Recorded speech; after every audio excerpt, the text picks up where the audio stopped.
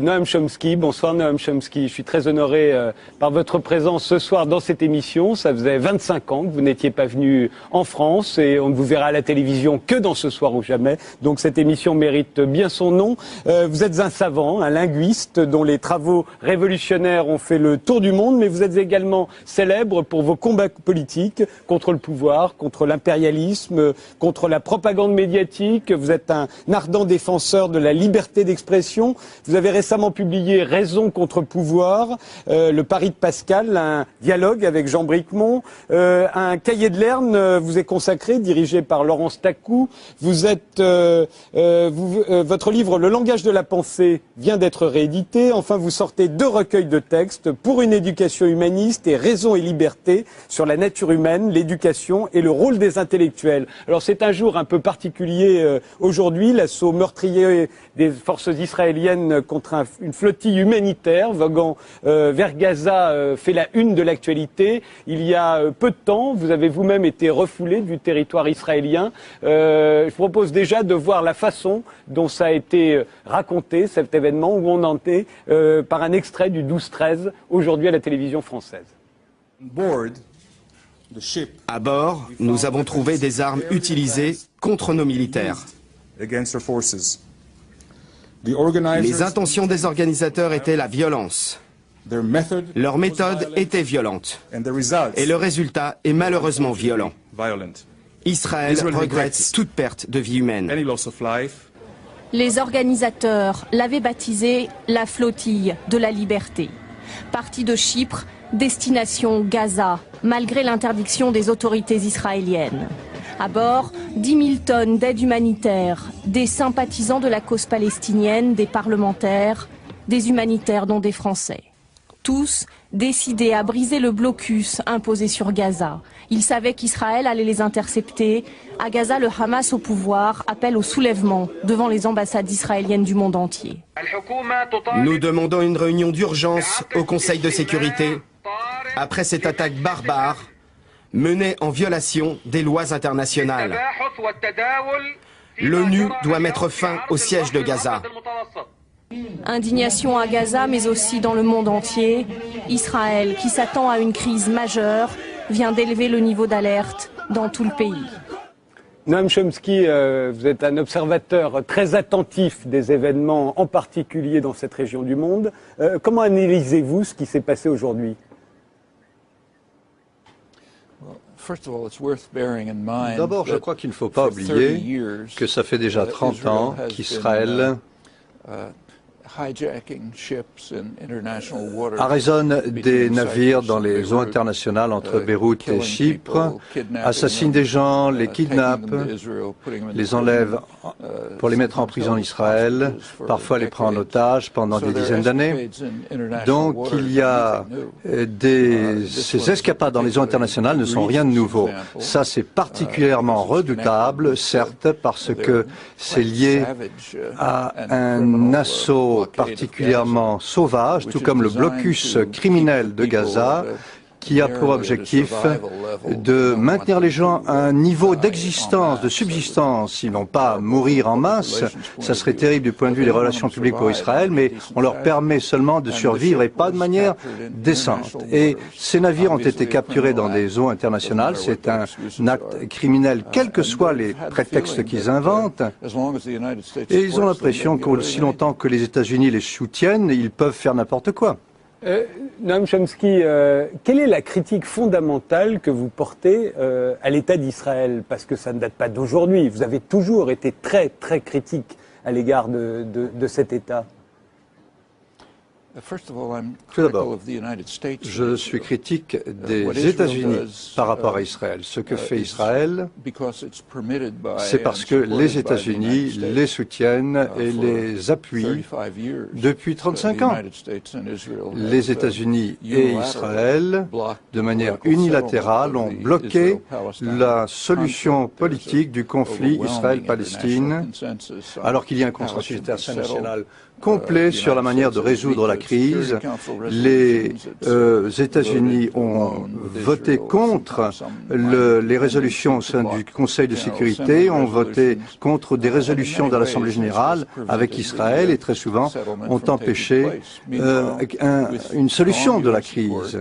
Et avec cet appui formidable des États-Unis, Israël a séparé Gaza de la Cisjordanie, ce qui est tout à fait illégal, a imposé un blocus criminel à Gaza pour punir la population d'avoir voté de la mauvaise manière dans une élection libre. C'est exactement ce qui s'est passé.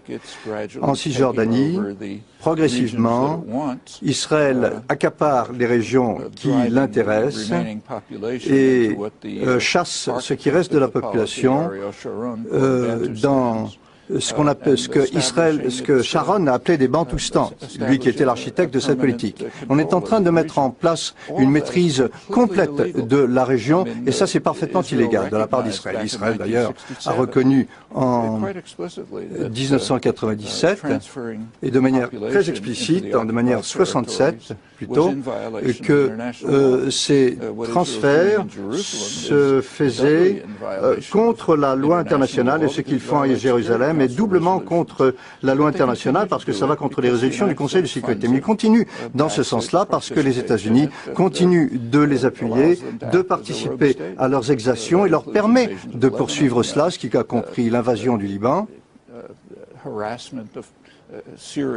le harcèlement très grave des Palestiniens, empêcher les gens d'aller à l'hôpital, c'est une exaction après l'autre. Et ces exactions se font dans le cadre d'une occupation militaire. Le pays a certes le droit de survivre en tant que pays, mais il n'a pas le droit de se comporter comme un État criminel. Le 16 mai dernier, Noam Chomsky, vous étiez à Amman en Jordanie, vous vouliez entrer en Israël pour donner une conférence dans une université palestinienne à Ramallah et on vous a refusé l'entrée du territoire israélien. Est-ce que vous l'avez compris?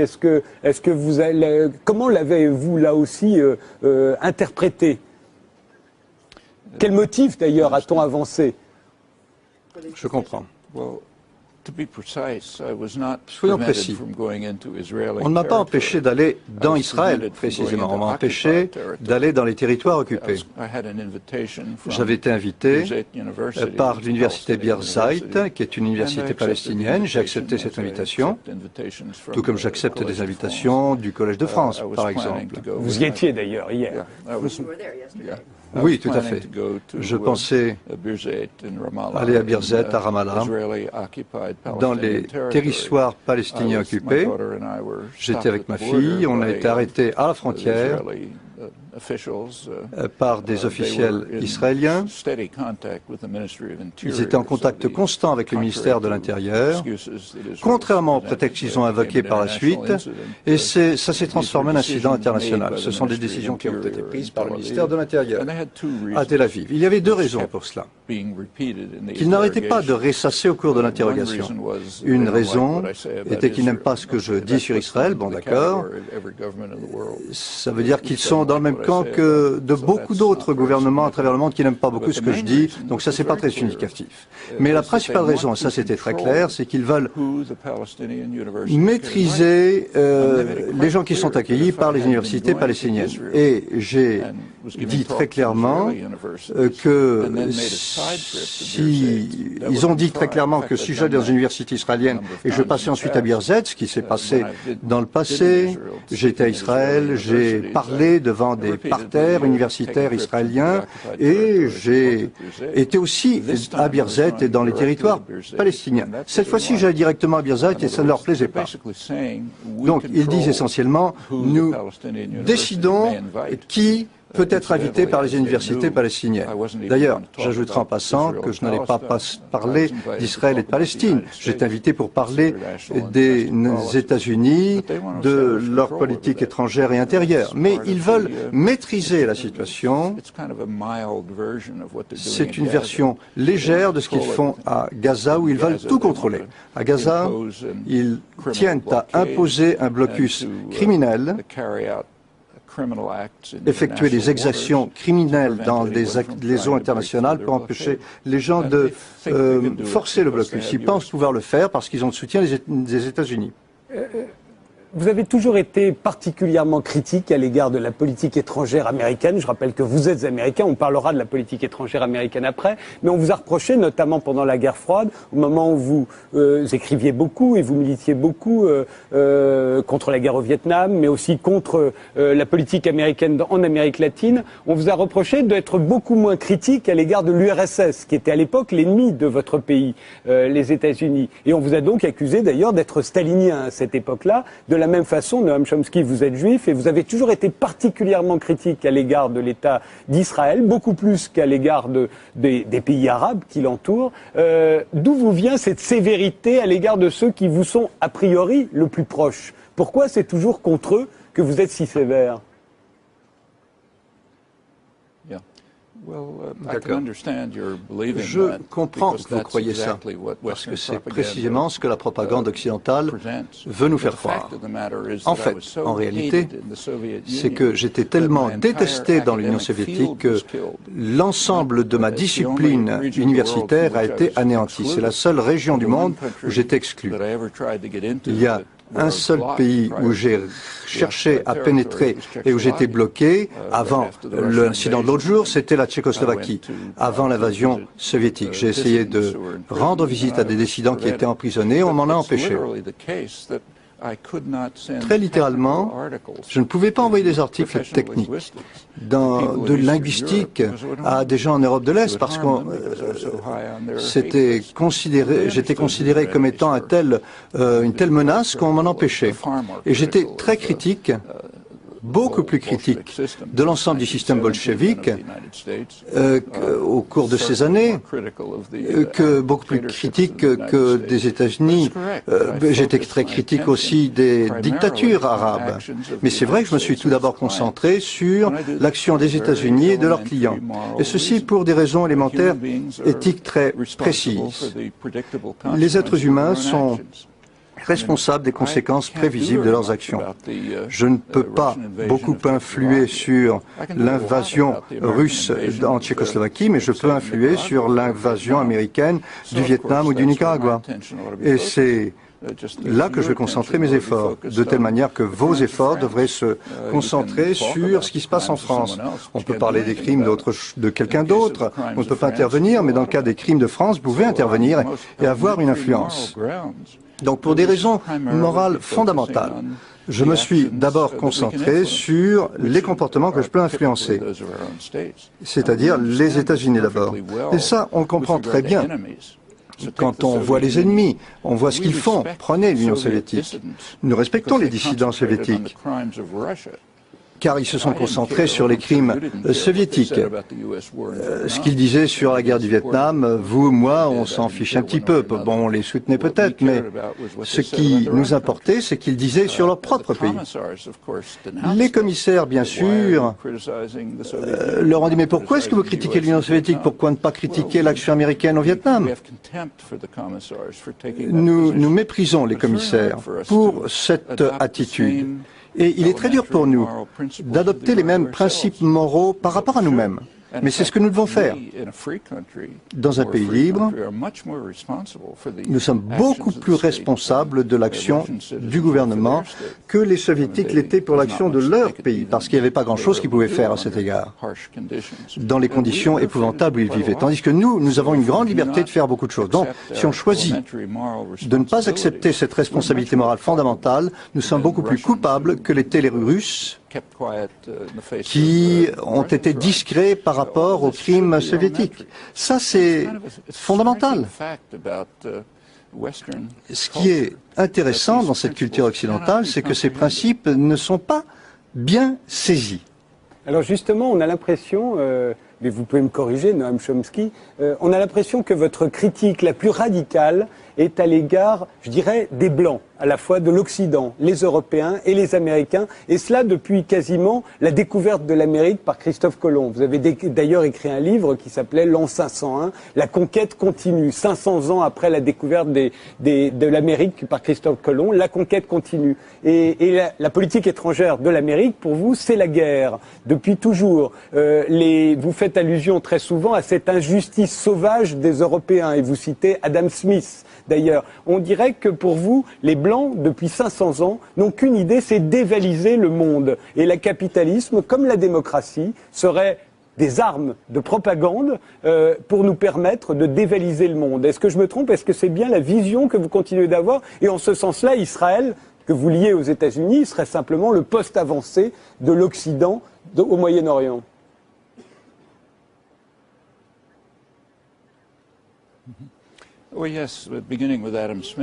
Bien sûr, on peut commencer par Adam Smith. C'était un vieux conservateur des Lumières qui avait des valeurs morales. Et donc, il s'est concentré à juste titre sur les crimes de l'Angleterre.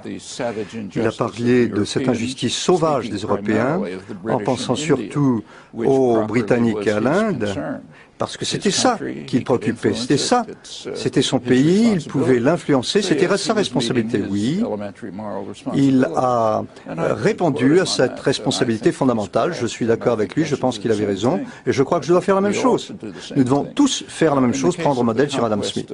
En ce qui concerne la conquête de l'hémisphère occidental, c'est l'un des très grands crimes de l'humanité dans son histoire. Il y a eu des dizaines de millions de personnes qui vivaient dans des civilisations relativement avancées dans cet hémisphère occidental, qui, au moment de l'invasion occidentale, ont été décimées. Aux États-Unis, par exemple, ils ont pratiquement été exterminés. Ce n'était pas un secret, vous savez. Les pères fondateurs des États-Unis savaient très bien ce qu'ils faisaient. Ils parlaient de la nécessité d'exterminer la population pour leur propre bien. Et c'est ce qu'ils ont fait. Il ne faut pas l'oublier. Actuellement, aux États-Unis, en Grande-Bretagne, dans les grands journaux intellectuels progressistes, les principaux principales publications, on va jusqu'à nier l'extermination massive qui a eu lieu et on accepte ça comme si c'était un fait acquis. Je trouve ça choquant et ça, il ne faut pas le permettre. Il faut bien se concentrer sur notre propre histoire, ce que nous avons fait. La France doit faire la même chose. Prenons un cas concret. Il y a eu un grand tremblement de terre à Haïti il y a 2-3 mois. 200 ou 300 000 personnes sont mortes. Pourquoi cette catastrophe? Il y a eu des séismes ailleurs. Il y a un certain nombre de raisons et une grande responsabilité appartient aux États-Unis et à la France. Haïti était la colonie française la plus riche. Elle a énormément contribué à la prospérité française. En 1789, au moment de la Révolution, Haïti produisait la plus grande partie du coton mondial, c'est-à-dire le lit même de la révolution industrielle. Je crois que c'était de l'ordre de 70% du sucre et beaucoup d'autres récoltes. Et la France a détruit le pays, l'a transformé en régime de plantation. Les Haïtiens ont voulu se libérer, ils ont réussi, après une guerre extrêmement brutale, et la France, à ce moment-là, imposé une indemnité très importante pour ce crime d'avoir voulu saisir la liberté. Ils n'y ont jamais échappé. Au milieu du XIXe siècle, les États-Unis ont pris le relais, ont commencé à les torturer. Ils les ont envahis à plusieurs reprises, ont imposé un système de plantation américain et pendant ce processus, qu'est-ce qui s'est passé entre autres choses? C'est que l'agriculture haïtienne a été détruite. La population haïtienne a été forcée de s'exiler dans des bidonvilles, en ville, dans des conditions épouvantables et lorsqu'il y a un cataclysme, c'est une catastrophe. Ça pourrait être un ouragan, un séisme. Bien, qui est responsable de tout ça? Les plus responsables, ce sont d'abord vous et moi, c'est-à-dire les nations qui ont créé cette situation au début. Alors on pourrait dire, moi je m'en fiche, oui on peut faire ça, ou alors on peut aussi décider d'être des êtres humains moraux et de se dire nous sommes responsables des conséquences de notre comportement qui ont amené notre prospérité. Une grande partie de la prospérité française vient de l'Haïti, une partie de la prospérité américaine aussi. Lorsqu'il y a un cataclysme, là-bas, nous en sommes responsables et nous devons payer des indemnités pour réparer la situation. Ce n'est qu'un cas. Regardez l'histoire, il y a beaucoup d'autres cas. Par exemple, le Vietnam. Justement, juste après les attentats du 11 septembre 2001, Noam Chomsky, vous avez sorti un livre 2 mois plus tard sur le 11 septembre, un livre d'entretien, un livre qui a eu un succès colossal dans le monde. Il a été traduit dans plus de 20 langues et il s'est vendu à des millions d'exemplaires, au moins dans 30 pays. Évidemment que cet attentat était atroce, pour les victimes, c'était atroce, mais au fond que l'Amérique l'avait bien cherché. C'est dans la même idée, finalement, c'était ce que l'Amérique devait s'attendre à ce type d'attentat parce qu'elle, finalement, elle n'est pas innocente.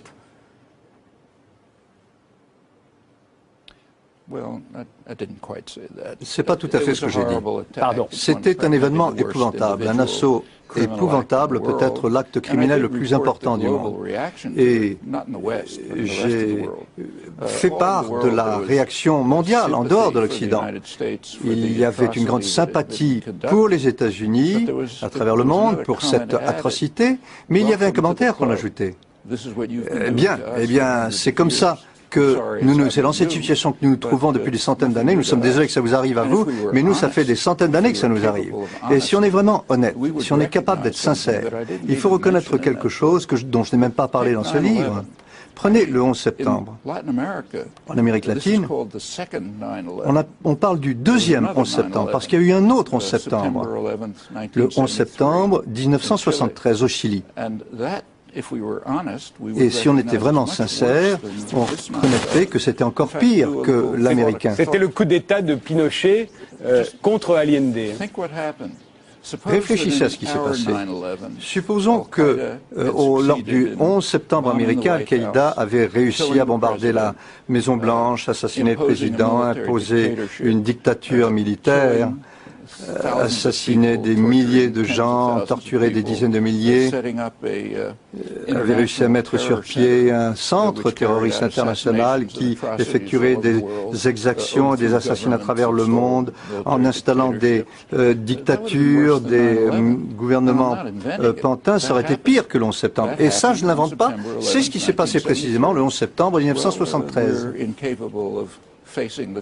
Mais nous n'arrivons pas à faire face aux conséquences de nos comportements. C'est plus facile de dire que ça ne s'est pas passé, mais le reste du monde ne voit pas de cette manière. Il faut avoir la sincérité de voir le monde comme il est, y compris nos propres comportements. Dans ce livre, en fait, je n'ai pas parlé de ça parce que je me rendais compte que ce niveau de sincérité dépasse tellement ce que la culture occidentale peut accepter que ça valait la peine de le dire, les gens n'accepteraient pas. Mais quand on y réfléchit, c'est une bonne comparaison. Noam Chomsky, vous avez écrit un livre très important, La fabrication du consentement, dans lequel vous décriviez la propagande médiatique dans les démocraties. Alors comment s'opère cette propagande, à votre avis? Comment nous raconte-t-elle le monde, encore aujourd'hui, puisque pour vous, elle n'a pas de fin? Prenez les exemples que j'ai évoqués. On ne parle jamais de ça. Prenez par exemple les actions de ce matin à Gaza. C'est un autre exemple. Qu'est-ce qui s'est passé à Gaza? Cette action est une exaction criminelle internationale dans les eaux internationales. Combien de commentateurs vont faire remarquer qu'Israël, avec le soutien des États-Unis, fait ça depuis 30 ans? En kidnappant des bateaux dans les eaux internationales, kidnappant des gens, en les prenant en otage, des Libanais, des Palestiniens de Chypre au Liban. On les emmène dans des prisons israéliennes, on les garde en otage, certains dans des geôles secrètes. Combien est-ce qu'il y aura de commentaires là-dessus? Certains vous diraient peut-être que c'est faux, que ça ne se passe pas aussi souvent que vous le dites, ou pour des raisons bien précises.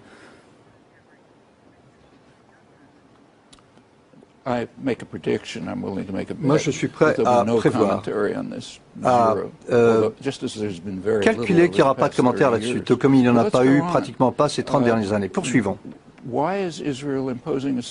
Pourquoi est-ce qu'Israël impose un siège à Gaza? Il y a une bonne raison pour cela. Israël s'est retiré de Gaza à la fin de 2005 et quelques mois plus tard, en janvier 2006, les Palestiniens ont commis un crime très grand. Il y a eu une élection internationale surveillée par les autorités internationales. Ils ont voté de la mauvaise manière, ce que Israël et les États-Unis ne voulaient pas. Immédiatement, Israël, les États-Unis et l'Europe, avec une bémol, en suivant avec une bémol, ont imposé un siège à Gaza pour ce crime d'avoir voté de la mauvaise manière. Les faits sont très clairs, c'est précisément ce qui s'est passé, et la punition a été très dure, tant économique que politique. Un an plus tard, en 2007, Israël, les États-Unis et l'autorité palestinienne ont essayé de faire un coup d'État à Gaza pour renverser ce gouvernement élu démocratiquement. Ce coup n'a pas réussi. Hamas l'a prévu et a pris le pouvoir. À ce moment-là, le siège américain et israélien est devenu beaucoup plus dur. Et c'est la raison du blocus actuel. C'est parce que Hamas a empêché ce coup qui voulait les renverser. Et c'était quelque chose d'assez extrême. Regardez les rapports des Nations Unies. La population à Gaza est à un niveau d'à peine de subsistance et l'Égypte est complice. Ils ont construit un mur d'acier pour empêcher les animaux de s'échapper de cette cage du côté égyptien. Ce n'est pas bien sûr le crime le pire au monde, mais c'est sûrement l'un des plus sauvages. Et c'est quelque chose qui se poursuit. Aujourd'hui, cette flottille de militants, de travailleurs humanitaires qui voulaient forcer le blocus pour apporter des vivres à Gaza, qu'est-ce qui s'est passé? La marine israélienne les a attaqués dans les eaux internationales avec, nous ne savons pas combien de gens, on ne sait pas combien ils en ont tué, et on se préoccupe un petit peu maintenant, mais on ne parle pas des raisons qui entouraient tout cela. Ça, c'est la fabrication du consentement. Il faut faire l'impasse sur les raisons de manière à ce que les Occidentaux ne comprennent pas ce que nous sommes en train de faire, que nous ne comprenions pas la participation arabe dans ces grands crimes. C'est ce qui se passe constamment et ce n'est pas particulier aux puissances occidentales. Ça a toujours été le cas dans l'histoire. Les intellectuels, les centres de pouvoir cherchent à se protéger de leur propre population en gardant le secret sur leurs exactions parce qu'ils savent que leur population ne l'accepterait pas s'ils étaient au courant. En même temps, Noam Chomsky, dans ce livre, vous expliquiez qu'il n'y avait pas de complot. Il n'y a pas quelqu'un qui donne des ordres pour que cette propagande ait lieu, si elle a lieu. Alors comment opère-t-elle? Pourquoi est-ce que moi, en tant qu'animateur de télévision, je relayerais une propagande sans que personne ne m'en donne l'ordre? La réponse à cette question a été donnée par George Orwell. Tout le monde a lu Animal Farm, la ferme des animaux, cette grande satire de la lecture. Mais peu de gens lisent l'introduction parce qu'elle n'a pas été publiée.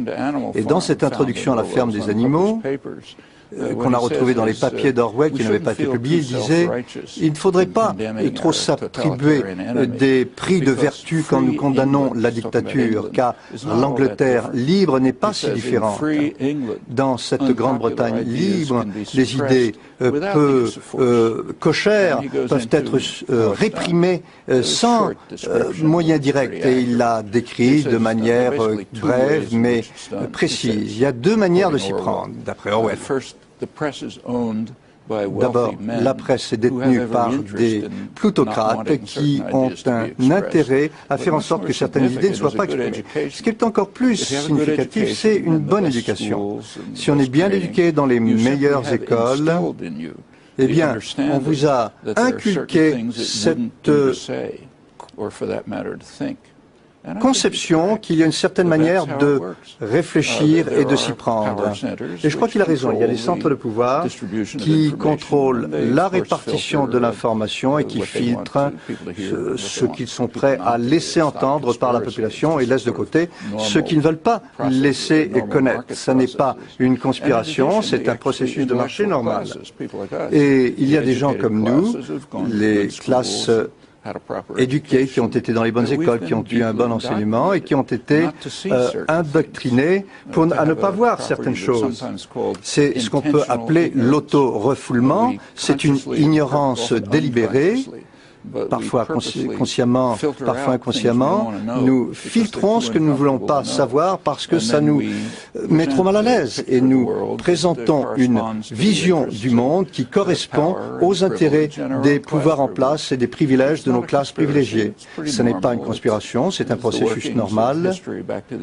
C'est comme ça que l'histoire fonctionne depuis le début. Ça prend différentes formes dans différentes sociétés, certes. Dans une société libre, ça marche de la manière que j'ai décrite. Il n'y a pas de quoi être surpris de constater que la préface d'Orwell n'a jamais été publiée. Noam Chomsky, que pensez-vous des théories du complot qui, parfois, s'appuient sur votre thèse de la fabrication du consentement, en particulier sur le 11 septembre Quel est votre sentiment à cet égard ? Quand on dit, par exemple, que le 11 septembre n'a pu avoir lieu qu'avec la complicité du gouvernement des États-Unis ?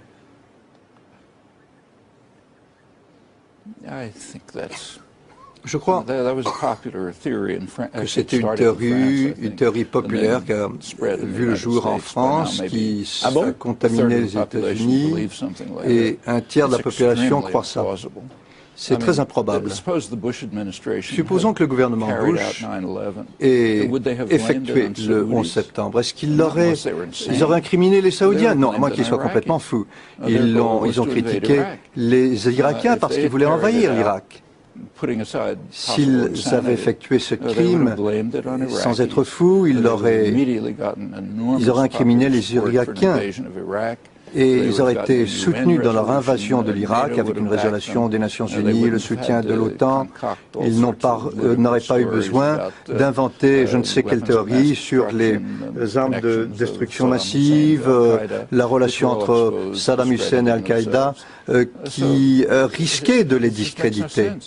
Donc, non, c'est ridicule. Et puis, de toute manière, il n'y a aucune preuve sérieuse. C'est implausible, c'est improbable, ça n'est pas logique. En fait, ils ont incriminé les Saoudiens, mais en fait il n'y avait que deux personnes qui avaient intérêt à faire ça. C'était Saddam Hussein qui voulait détourner l'attention sur l'Arabie Saoudite et puis Osama Ben Laden qui était un ennemi de l'Arabie Saoudite. Donc si on veut s'amuser avec des théories du complot, il faut incriminer Saddam Hussein et Osama Ben Laden. Ça n'est pas ce que je dis, mais ça devrait être la conclusion de ceux qui vont chercher je ne sais quelle théorie obscure de complot. Je crois qu'il ne faut pas mettre en cause les faits, les réalités telles qu'on en a fait état. Noam Chomsky, la France est certainement un des pays où vous êtes le moins connu. Je pense que ça date d'il y a 30 ans, quand vous avez d'abord signé une pétition, puis écrit une préface à un livre de Robert Faurisson. Ça a été très mal interprété à l'époque, Robert Faurisson niant l'existence des chambres à gaz. Ça vous a valu une certaine réputation en France et l'ostracisme, ou en tout cas le tir de barrage dont vous avez été victime à l'époque. Est-ce que vous pouvez nous expliquer aujourd'hui pourquoi vous avez signé cette pétition à l'époque pour le défendre et pourquoi vous avez fait cette préface à l'un de ces livres? D'abord, je n'ai pas écrit une préface à ce livre, pas plus que vous. J'ai signé une pétition pour la liberté d'expression. J'en ai signé des milliers pour les dissidents iraniens, pour les dissidents d'ailleurs, pour les gens en Occident, les dissidents soviétiques. J'en signe des tas de pétitions dans ce sens-là. Je crois que les gens ont droit à la liberté d'expression. Et très souvent, on signe des pétitions pour des gens qui sont peu ragoûtants, des gens qui nient la liberté d'expression. Ce sont des gens qui sont intolérants et intolérables. Évidemment, on ne va pas signer de pétitions pour ces gens-là. Mais ça revient aux Lumières. On a fait une déclaration importante là-dessus. Si on croit à la liberté de l'expression, il faut l'attribuer aussi à ceux qu'on déteste. Staline aussi. Donc on signe des pétitions pour des gens qu'on n'aime pas, ça n'est pas significatif, peu importe leurs opinions, ils doivent avoir la liberté de l'expression, quelle que soit leur opinion.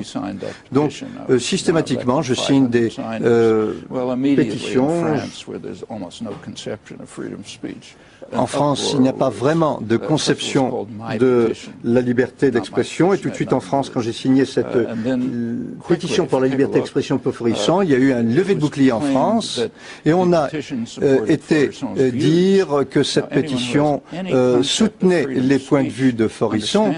Mais quelqu'un qui comprend la liberté d'expression comprend que soutenir cela, ça n'est pas soutenir les points de vue de ces gens-là. C'est élémentaire. Ensuite, l'auteur de cette préface inexistante, l'auteur de la pétition plutôt m'a demandé d'écrire une déclaration, remarque élémentaire sur la liberté d'expression, établissant cette question élémentaire que pour défendre la liberté d'expression, il ne s'agit pas de défendre les points de vue qui sont exprimés. Je ne prenais pas position là-dessus. Cette position a été ajoutée comme avis à un mémoire de Forisson où il se défendait de cette accusation scandaleuse. J'ai pas lu le livre, mais regardez le titre. C'est un mémoire contre ceux qui m'accusent de falsification de l'histoire concernant les chambres à gaz. Alors cette idée que quelqu'un devrait être déféré devant le tribunal pour avoir falsifié l'histoire, ça nous vient de la vieille Union soviétique. Ça, c'est la doctrine stalinienne qui dit que l'État sacré, a le droit de déterminer la vérité historique et le droit de punir ceux qui n'acceptent pas. Donc j'ai écrit cet avis qui a été ajouté, et c'est marqué préfacé d'un avis, et quand on m'en a parlé par la suite, non, je n'étais pas contre. Et puis mes amis, mes collègues ont fait pression sur moi, j'ai suggéré qu'on retire cet avis parce que j'ai compris que dans la culture française, ça ne pouvait pas être compris. Il y a si peu de compréhension de la liberté d'expression en France que ça serait tout simplement mal compris. Donc j'ai suggéré qu'il fallait enlever cet avis, mais il était trop tard, ça avait été publié, mais je ferai la même chose pour n'importe qui, quel que soit son point de vue. Cette idée de punir quelqu'un parce que l'État dit qu'il s'oppose à des faits historiques, c'est inimaginable. C'est le genre de choses qui ne peut se produire que dans des États totalitaires. En fait, c'est une insulte à la mémoire des victimes de l'Holocauste. On n'honore pas ces victimes en adoptant les principes de leurs assassins. C'est un relook de la doctrine stalinienne. Toute dernière question, il nous reste une minute. Noam Chomsky, tout de même, parce que vous avez beaucoup critiqué la notion française de la liberté d'expression, néanmoins, c'est l'antiracisme souvent qui gouverne cette limitation. Vous-même, vous avez dû souffrir de l'antisémitisme aux États-Unis. Vous ne trouvez pas qu'il est normal de limiter la liberté d'expression, par exemple, au nom de l'antiracisme, pour empêcher les insultes racistes? Même pas? Certainement pas. C'est pas comme ça qu'on arrête le racisme. On ne met pas un terme au racisme en punissant des gens qui expriment des points de vue racistes. Prenez l'exemple que j'ai évoqué auparavant. Dans les grands périodiques intellectuels aux États-Unis, on nie le génocide. Par exemple, le génocide de dizaines de millions de personnes par l'invasion européenne. Est-ce que la manière de s'y prendre, c'est de mettre les gens en prison? Non. La manière de s'y prendre, c'est d'éduquer les gens, d'expliquer aux gens que ce n'est pas ce qui s'est passé, leur expliquer ce qui s'est passé. En fait, ceux qui nient l'Holocauste, c'est intéressant comme cas. Il y a beaucoup de gens aux États-Unis qui nient l'Holocauste. Des gens qui ont des positions prestigieuses, parfois, qui enseignent dans les universités, dans des instituts révisionnistes. Et personne n'y accorde la moindre attention, ne les punit pas, ils n'ont aucune influence. Maintenant, si on les poursuivait devant les tribunaux, avec des décisions des tribunaux, tout le monde en parlerait et ça leur accorderait de l'influence. Donc aux États-Unis, les gens connaissent Forisson, mais ils ne connaissent pas les révisionnistes américains, parce que c'est une bonne réaction, il s'agit d'en faire fi, de les ignorer. Si on veut leur donner beaucoup de publicité, si on veut qu'ils soient connus, il faut les traiter de la manière dont ils sont traités en France. En tout cas, c'est pas la bonne manière de s'y prendre. Noam Chomsky, je ne peux pas vous résister. Une toute dernière question. Vous n'étiez pas venu en France depuis 25 ans. Vous avez trouvé que ce pays a changé?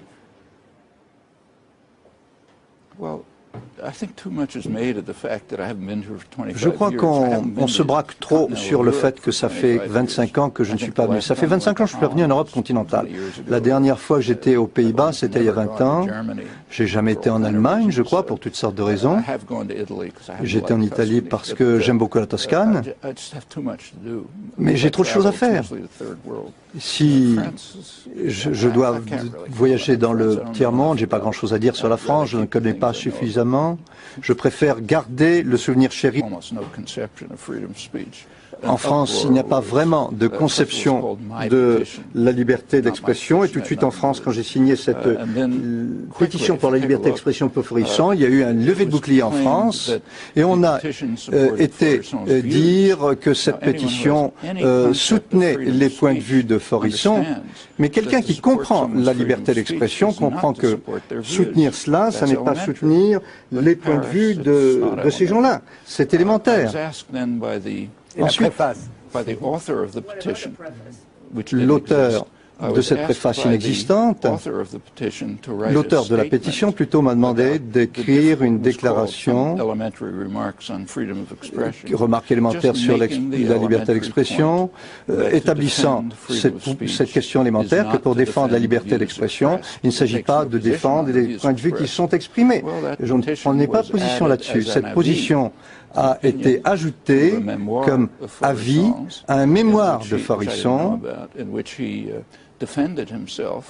où il se défendait de cette accusation scandaleuse. J'ai pas lu le livre, mais regardez le titre. C'est un mémoire contre ceux qui m'accusent de falsification de l'histoire concernant les chambres à gaz. Alors cette idée que quelqu'un devrait être déféré devant le tribunal pour avoir falsifié l'histoire, ça nous vient de la vieille Union soviétique. Ça, c'est la doctrine stalinienne qui dit que l'État sacré, a le droit de déterminer la vérité historique et le droit de punir ceux qui n'acceptent pas. Donc j'ai écrit cet avis qui a été ajouté, et c'est marqué préfacé d'un avis, et quand on m'en a parlé par la suite, non, je n'étais pas contre. Et puis mes amis, mes collègues ont fait pression sur moi, j'ai suggéré qu'on retire cet avis parce que j'ai compris que dans la culture française, ça ne pouvait pas être compris. Il y a si peu de compréhension de la liberté d'expression en France que ça serait tout simplement mal compris. Donc j'ai suggéré qu'il fallait enlever cet avis, mais il était trop tard, ça avait été publié, mais je ferai la même chose pour n'importe qui, quel que soit son point de vue. Cette idée de punir quelqu'un parce que l'État dit qu'il s'oppose à des faits historiques, c'est inimaginable. C'est le genre de choses qui ne peut se produire que dans des États totalitaires. En fait, c'est une insulte à la mémoire des victimes de l'Holocauste. On n'honore pas ces victimes en adoptant les principes de leurs assassins. C'est qui peut être invité par les universités palestiniennes. D'ailleurs, j'ajouterai en passant que je n'allais pas parler d'Israël et de Palestine. J'étais invité pour parler des États-Unis, de leur politique étrangère et intérieure. Mais ils veulent maîtriser la situation. C'est une version légère de ce qu'ils font à Gaza, où ils veulent tout contrôler. À Gaza, ils tiennent à imposer un blocus criminel,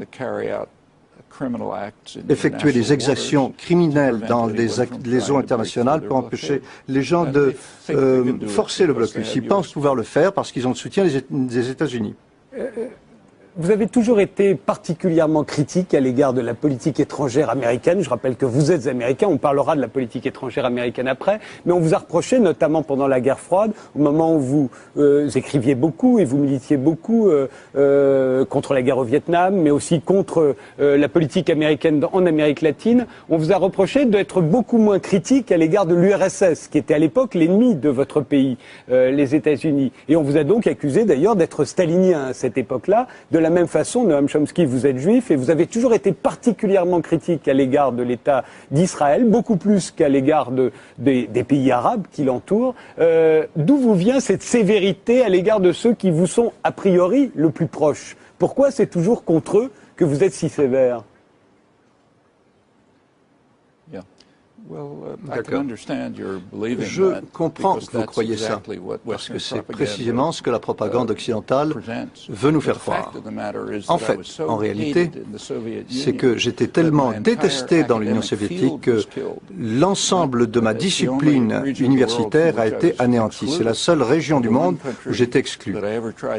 Il y a un seul pays où j'ai cherché à pénétrer et où j'étais bloqué avant l'incident de l'autre jour, c'était la Tchécoslovaquie, avant l'invasion soviétique. J'ai essayé de rendre visite à des dissidents qui étaient emprisonnés, on m'en a empêché. Très littéralement, je ne pouvais pas envoyer des articles techniques de linguistique à des gens en Europe de l'Est parce que j'étais considéré comme étant une telle menace qu'on m'en empêchait. Et j'étais très critique, beaucoup plus critique de l'ensemble du système bolchevique au cours de ces années, beaucoup plus critique que des États-Unis. J'étais très critique aussi des dictatures arabes. Mais c'est vrai que je me suis tout d'abord concentré sur l'action des États-Unis et de leurs clients. Et ceci pour des raisons élémentaires, éthiques très précises. Les êtres humains sont responsables des conséquences prévisibles de leurs actions. Je ne peux pas beaucoup influer sur 2-3 mois. 200 ou 300 000 personnes sont mortes. Pourquoi cette catastrophe? Il y a eu des séismes ailleurs. Il y a un certain nombre de raisons. Et une grande responsabilité appartient aux États-Unis et à la France. Haïti était la colonie française la plus riche. Elle a énormément contribué à la prospérité française. En 1789, au moment de la Révolution, Haïti produisait la plus grande partie du coton mondial, c'est-à-dire le lit même de la révolution industrielle. Je crois que c'était de l'ordre de 70% du sucre et beaucoup d'autres récoltes. Et la France a détruit le pays, l'a transformé en régime de plantation.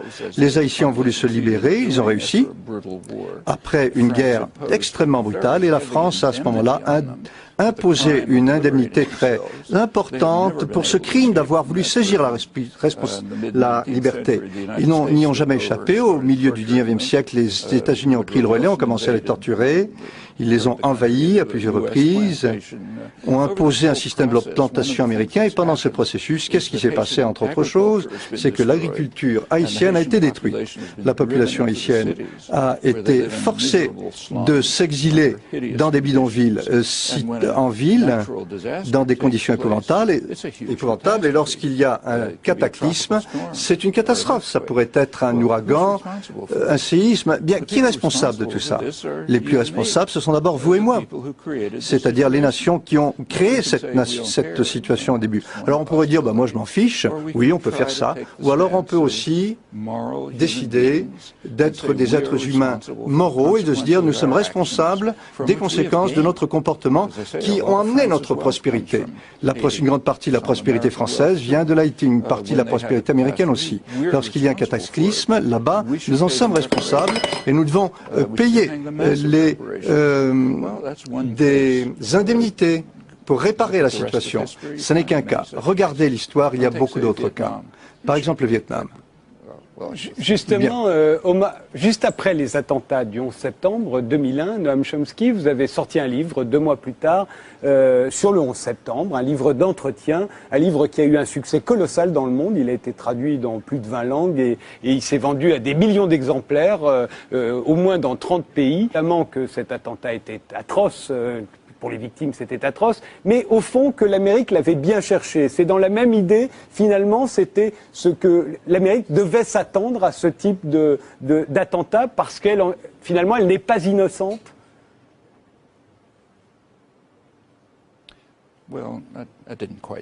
C'est pas tout à fait ce que j'ai dit.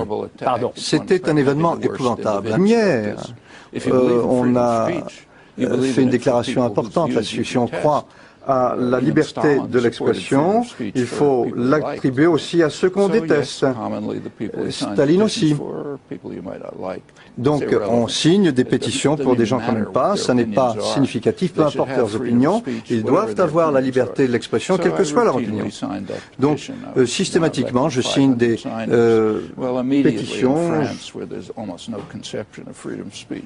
En France, il n'y a pas vraiment de conception de la liberté d'expression. Et tout de suite en France, quand j'ai signé cette pétition pour la liberté d'expression pour Frisson, il y a eu un lever de bouclier en France. Et on a été dire que cette pétition soutenait les points de vue de Frisson. Mais quelqu'un qui comprend la liberté d'expression comprend que soutenir cela, ça n'est pas soutenir les points de vue de ces gens-là. C'est élémentaire. Ensuite, l'auteur de cette préface inexistante, l'auteur de la pétition plutôt m'a demandé d'écrire une déclaration, remarque élémentaire sur la liberté d'expression, établissant cette question élémentaire que pour défendre la liberté d'expression, il ne s'agit pas de défendre les points de vue qui sont exprimés. On n'est pas position là-dessus. Cette position a été ajoutée comme avis à un mémoire de Frisson où il se défendait de cette accusation scandaleuse. J'ai pas lu le livre, mais regardez le titre. C'est un mémoire contre ceux qui m'accusent de falsification de l'histoire concernant les chambres à gaz. Alors cette idée que quelqu'un devrait être déféré devant le tribunal pour avoir falsifié l'histoire, ça nous vient de la vieille Union soviétique. Ça, c'est la doctrine stalinienne qui dit que l'État sacré, a le droit de déterminer la vérité historique et le droit de punir ceux qui n'acceptent pas. Donc j'ai écrit cet avis qui a été ajouté, et c'est marqué préfacé d'un avis, et quand on m'en a parlé par la suite, non, je n'étais pas contre. Et puis mes amis, mes collègues ont fait pression sur moi, j'ai suggéré qu'on retire cet avis parce que j'ai compris que dans la culture française, ça ne pouvait pas être compris. Il y a si peu de compréhension de la liberté d'expression en France que ça serait tout simplement mal compris. Donc j'ai suggéré qu'il fallait enlever cet avis, mais il était trop tard, ça avait été publié, mais je ferai la même chose pour n'importe qui, quel que soit son point de vue. L'organisateur était la violence. Leur méthode était violente et le résultat est malheureusement violent. Israël regrette toute perte de vie humaine. Les organisateurs l'avaient baptisé la flottille de la liberté. Partie de Chypre, destination Gaza, malgré l'interdiction des autorités israéliennes. À bord, 10 000 tonnes d'aide humanitaire, des sympathisants de la cause palestinienne, des parlementaires, des humanitaires dont des Français. Tous décidés à briser le blocus imposé sur Gaza. Ils savaient qu'Israël allait les intercepter. À Gaza, le Hamas au pouvoir appelle au soulèvement devant les ambassades israéliennes du monde entier. Nous demandons une réunion d'urgence au Conseil de sécurité après cette attaque barbare menée en violation des lois internationales. L'ONU doit mettre fin au siège de Gaza. Indignation à Gaza, mais aussi dans le monde entier. Israël, qui s'attend à une crise majeure, vient d'élever le niveau d'alerte dans tout le pays. Noam Chomsky, vous êtes un observateur très attentif des événements, en particulier dans cette région du monde. Comment analysez-vous ce qui s'est passé aujourd'hui ?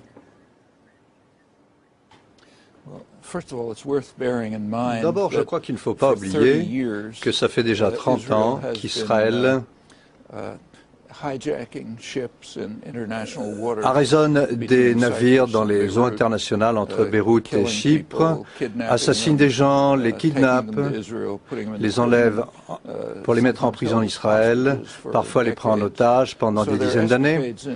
Donc il y a ces escapades dans les eaux internationales ne sont rien de nouveau. Ça c'est particulièrement redoutable, certes, parce que c'est lié à un assaut particulièrement sauvage, tout comme le blocus criminel de Gaza, qui a pour objectif de maintenir les gens à un niveau d'existence, de subsistance. Ils n'ont pas à mourir en masse, ça serait terrible du point de vue des relations publiques pour Israël, mais on leur permet seulement de survivre et pas de manière décente. Et ces navires ont été capturés dans des eaux internationales, c'est un acte criminel, quels que soient les prétextes qu'ils inventent, et ils ont l'impression qu'aussi longtemps que les États-Unis les soutiennent, ils peuvent faire n'importe quoi.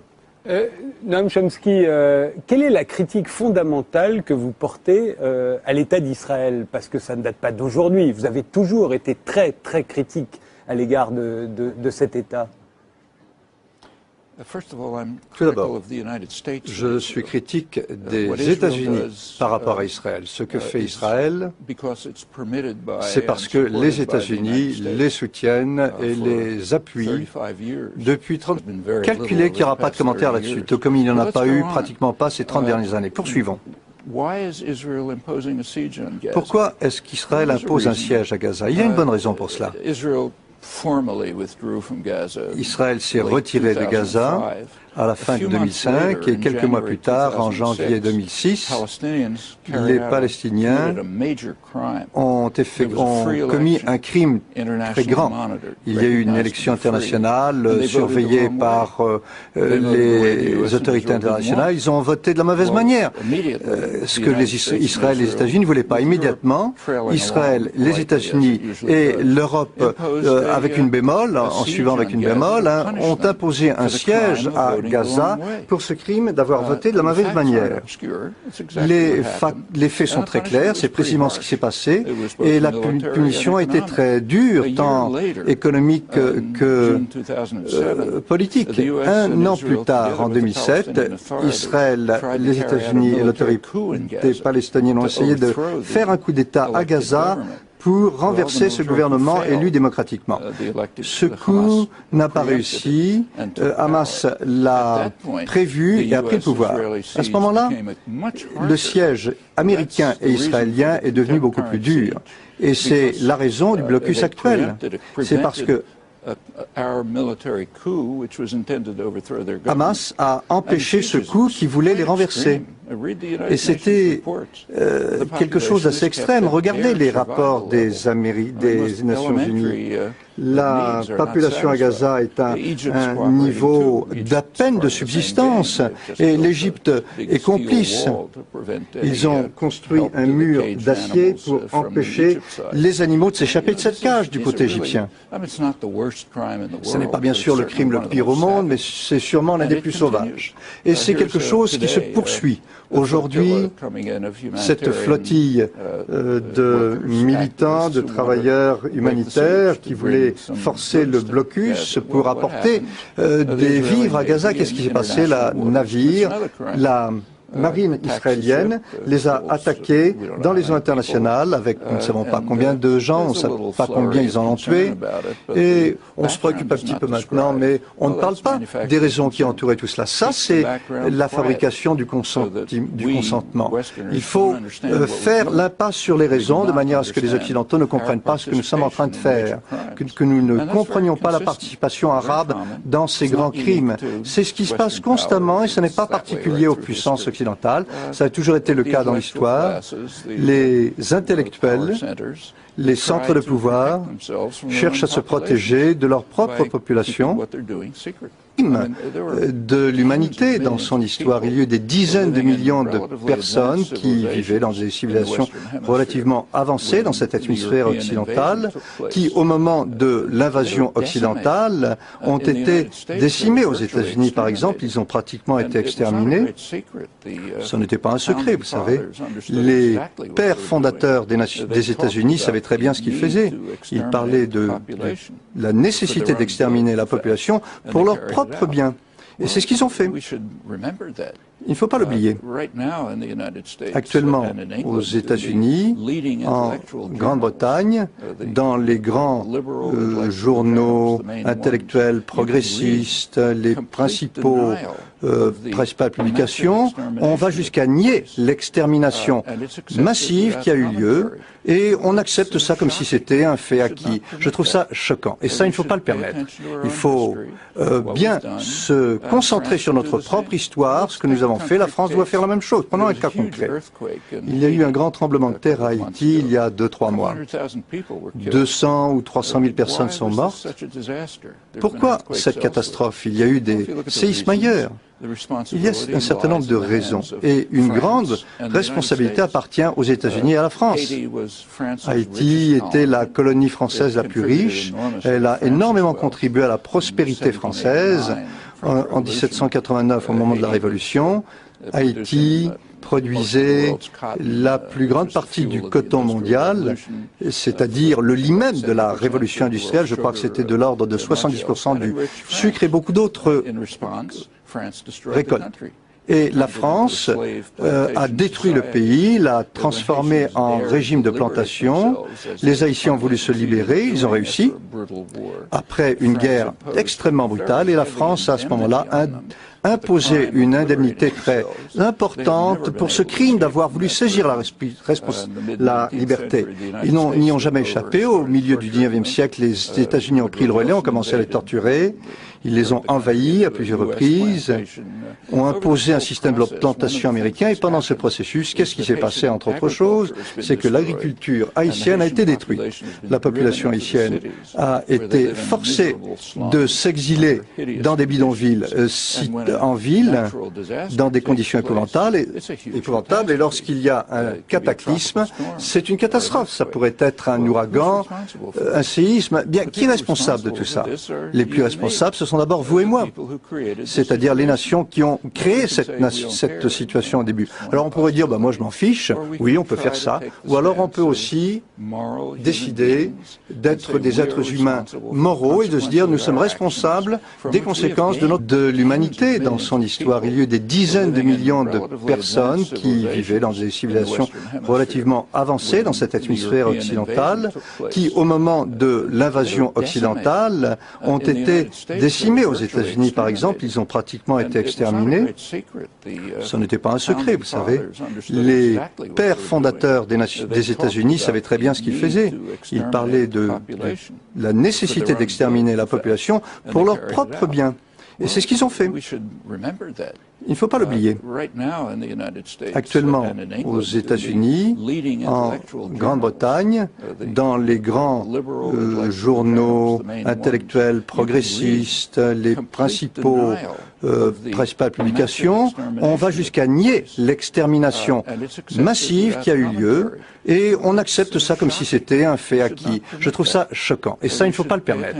Il faut bien se concentrer sur notre propre histoire, ce que nous avons fait, la France doit faire la même chose. Prenons un cas concret.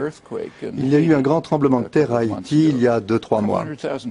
200 ou 300 000 personnes sont mortes. Pourquoi cette catastrophe? Il y a eu des séismes ailleurs. Il y a un certain nombre de raisons et une grande responsabilité appartient aux États-Unis et à la France. Haïti était la colonie française la plus riche.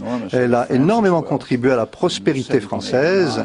En 1789, au moment de la Révolution, Haïti produisait la plus grande partie du coton mondial, c'est-à-dire le lit même de la révolution industrielle. Je crois que c'était de l'ordre de 70% du sucre et beaucoup d'autres récoltes. Et la France a détruit le pays, l'a transformé en régime de plantation. Les Haïtiens ont voulu se libérer, ils ont réussi, après une guerre extrêmement brutale, et la France, à ce moment-là, imposé une indemnité très importante pour ce crime d'avoir voulu saisir la liberté. Ils n'y ont jamais échappé. Au milieu du XIXe siècle, les États-Unis ont pris le relais, ont commencé à les torturer.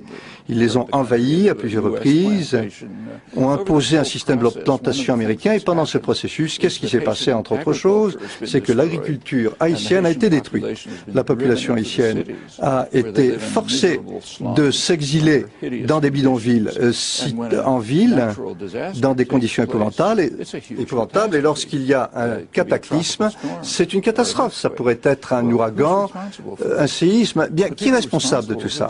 Les plus responsables, ce sont d'abord vous et moi, c'est-à-dire les nations qui ont créé cette situation au début. Alors on pourrait dire, moi je m'en fiche, oui on peut faire ça, ou alors on peut aussi décider d'être des êtres humains moraux et de se dire nous sommes responsables des conséquences de notre comportement. Alors Laurence Takou, vous êtes, votre livre Le langage de la pensée vient d'être réédité. Enfin, vous sortez 2 recueils de textes pour une éducation humaniste et Raison et liberté sur la nature humaine, l'éducation et le rôle des intellectuels. Alors c'est un jour un peu particulier aujourd'hui, l'assaut meurtrier des forces israéliennes contre une flottille humanitaire voguant vers Gaza fait la une de l'actualité. Il y a peu de temps, vous avez vous-même été refoulé du territoire israélien. Je vous propose déjà de voir la façon dont ça a été raconté, cet événement, où on en est, par un extrait du 12-13, aujourd'hui à la télévision française.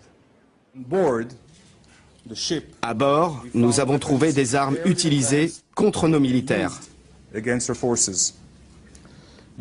Les intentions des organisateurs étaient la violence. Leur méthode était violente. Et le résultat est malheureusement violent. Israël regrette toute perte de vie humaine. Les organisateurs l'avaient baptisée la flottille de la liberté. Partie de Chypre, destination Gaza, malgré l'interdiction des autorités israéliennes. À bord, 10 000 tonnes d'aide humanitaire, des sympathisants de la cause palestinienne, des parlementaires, des humanitaires dont des Français. Tous décidés à briser le blocus imposé sur Gaza. Ils savaient qu'Israël allait les intercepter. À Gaza, le Hamas au pouvoir appelle au soulèvement devant les ambassades israéliennes du monde entier. Nous demandons une réunion d'urgence au Conseil de sécurité après cette attaque barbare menée en violation des lois internationales. L'ONU doit mettre fin au siège de Gaza. Indignation à Gaza, mais aussi dans le monde entier. Israël, qui s'attend à une crise majeure, vient d'élever le niveau d'alerte dans tout le pays. Noam Chomsky, vous êtes un observateur très attentif des événements, en particulier dans cette région du monde. Comment analysez-vous ce qui s'est passé aujourd'hui ?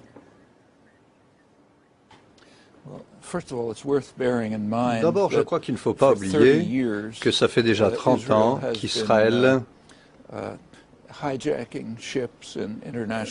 arraisonne des navires dans les eaux internationales entre Beyrouth et Chypre, assassine des gens, les kidnappe, les enlève pour les mettre en prison en Israël, parfois les prend en otage pendant des dizaines d'années. Donc il y a ces escapades dans les eaux internationales ne sont rien de nouveau. Ça c'est particulièrement redoutable, certes, parce que c'est lié à un assaut particulièrement sauvage, tout comme le blocus criminel de Gaza, qui a pour objectif de maintenir les gens à un niveau d'existence